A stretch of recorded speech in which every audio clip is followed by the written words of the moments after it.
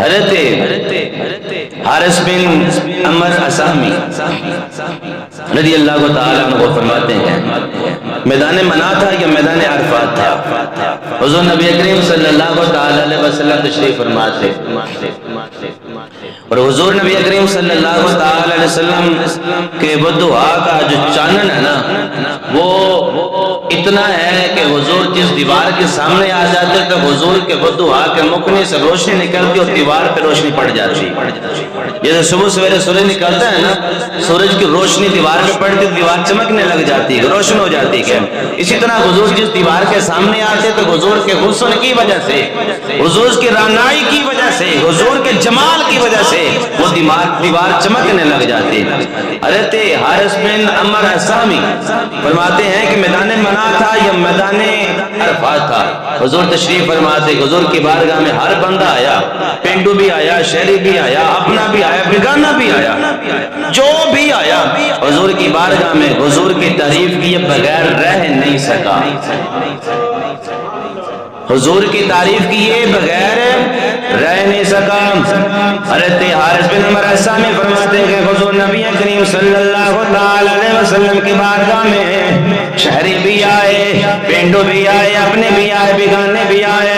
جب حضور نبی کریم صلی اللہ علیہ وسلم کی بارگاہ میں آئے، حضور نبی کریم صلی اللہ علیہ وسلم کے چہرے بددعا کو دیکھا، حضور علیہ السلام کے ید اللہ والے پیارے پیارے ہاتھوں کو دیکھا، حضور کی ولی کی زلفوں کو دیکھا، حضور کے عین اللہ کی آنکھوں کو دیکھا تو حضور کی تعریف کیے بغیر رہ نہیں سکے. حضرت حارث بن عمر اسہمی فرماتے ہیں جس نے حضور کا چہرہ بددعا دیکھا، جس نے حضور کا چہرہ بددعا دیکھا وہ بولنے پر مجبور ہو گیا، ھذا وجہ مبارک، اتنا سونا چہرہ، اتنا سونا چہرہ اس سے پہلے ہم نے دیکھا ہی نہیں ہے.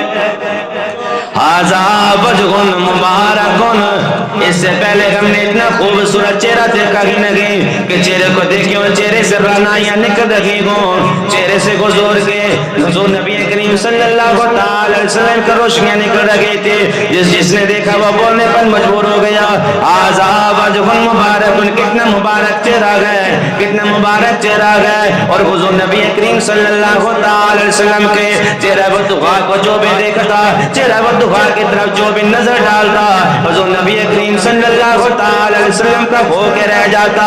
اگر کوئی غلط ارادے سے بھی حضور کی بارگاہ میں آ جاتا، حضور کا بددعا والا مکڑا تک لیتا، حضور کے ید اللہ والے ہاتھ دیکھ لیتا، حضور کے بلیل والے زلفیں دیکھ لیتا، حضور کا ایسا دیوانہ بن جاتا. آیا کسی اور ارادے سے تھا لیکن جب حضور کا بددعا والا مکڑا دیکھا حضور کا غلام بن گیا. غلام کیوں نہ بنتا؟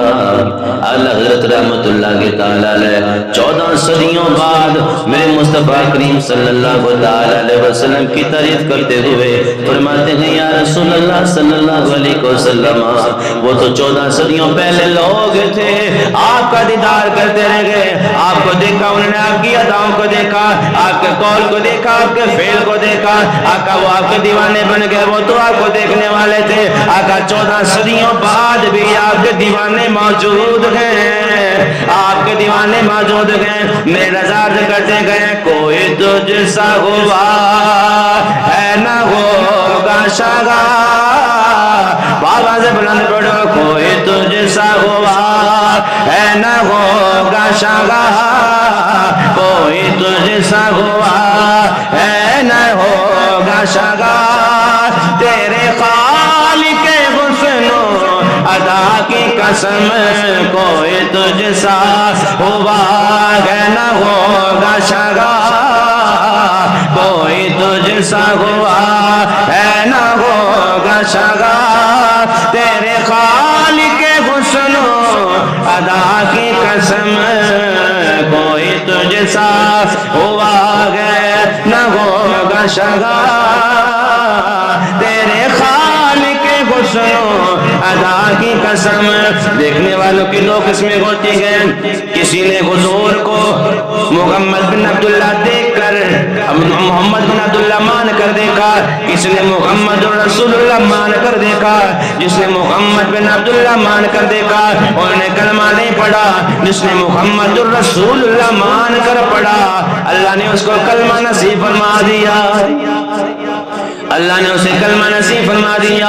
اعلی حضرت رحمت اللہ تعالی علیہ کے والد گرامی امام المتکلمین آپ فرماتے ہیں اپنی کتاب کے اندر، حضور نبی کریم صلی اللہ تعالی علیہ وسلم تشریف فرماتے، حضور نبی کریم صلی اللہ تعالی علیہ وسلم جلوہ فرماتے، ابو جہل آیا حضور نبی کریم صلی اللہ تعالی علیہ وسلم کے سامنے کھڑا ہو کے کہنے لگا یا محمد میں نے آپ جیسا بدصورت دیکھا ہی نہیں، میرے مصطفیٰ کریم صلی اللہ تعالی علیہ وسلم نے فرمایا صدقت ابو جہل، تو سچ بیان آئے۔ تھوڑی دیر گزر گئی، یار غار میرے مصطفیٰ کریم صلی اللہ تعالی علیہ وسلم کے پیارے غلام صدیق اکبر آ گئے، عرض کی یا رسول اللہ صلی اللہ علیہ وسلم آپ جیسا خوبصورت میری آنکھ نے دیکھا ہی نہیں۔ میرے مصطفیٰ نے فرمایا صدقت آئے ابو بکر، آپ سچ فرما رہے گئے، آپ نے بھی سچ کہا۔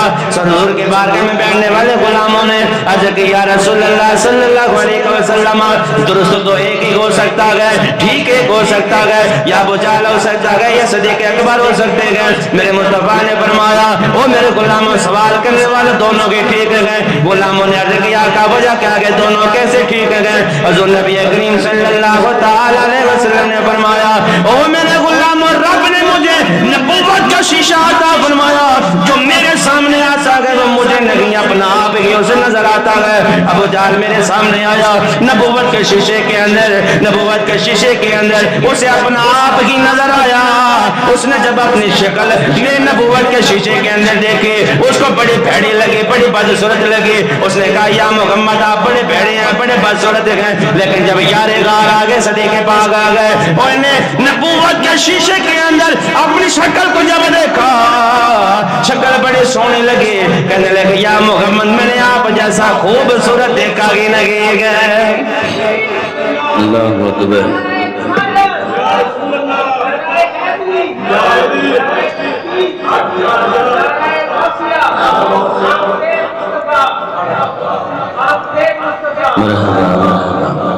صدیق پاک رضی اللہ تعالیٰ عنہ عرض کرتے ہیں یا رسول اللہ صلی اللہ علیہ وسلم یا ابو جہل بک بک بے کرتا ہے، اس کا نظریہ بھی غلط ہے، بے ادب گستاخ ہے۔